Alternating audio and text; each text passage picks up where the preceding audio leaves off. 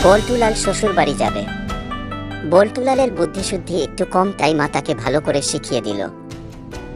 বলল, তোর শ্বশুরের অসুখ, তাই আগে তাকে গিয়ে জিজ্ঞেস করবি কেমন আছেন। উনি হয়তো বলবেন ভালো, তখন বলবি এইটাই তো আমাদের কাম্য। তারপর তিনি কি পথ্য করছেন জানতে চাইবি। তিনি কিছু একটা বলবেন, তুই তখন বলবি অতি উপাদের পক্ষ, রোজ খেলে তাড়াতাড়ি সুস্থ হয়ে উঠবেন আশা করি।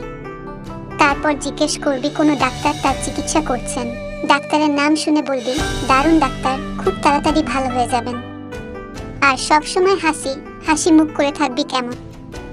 মায়ের কথাগুলো মনে মনে জপতে জপতে বল্টু শ্বশুর বাড়ির দিকে রওনা দিল।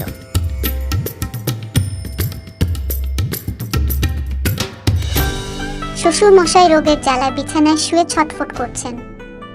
জামাই ঘরে ঢুকে হাসতে হাসতে জিজ্ঞেস করলো, কেমন আছেন বাবা? আর বাঁচার ইচ্ছা নেই, এবার মরলেই বাঁচি। এটাই তো আমাদের কাম্য। তা কি পথ্য করছেন এখন আপনি? শ্বশুর চটে গিয়ে ঘোড়ার ডিম। বা বা অতি উপাদের পথ্য, রোজ খেয়ে যান, ভালো হয়ে যাবেন আশা করি। তো বাবা কোনো ডাক্তারকে দেখাচ্ছেন? শ্বশুর আরো চটে, খুব ভালো ডাক্তার, বেশ নাম করা ডাক্তার। আপনি কিছুদিনের মধ্যেই ঠিক হয়ে উঠবেন।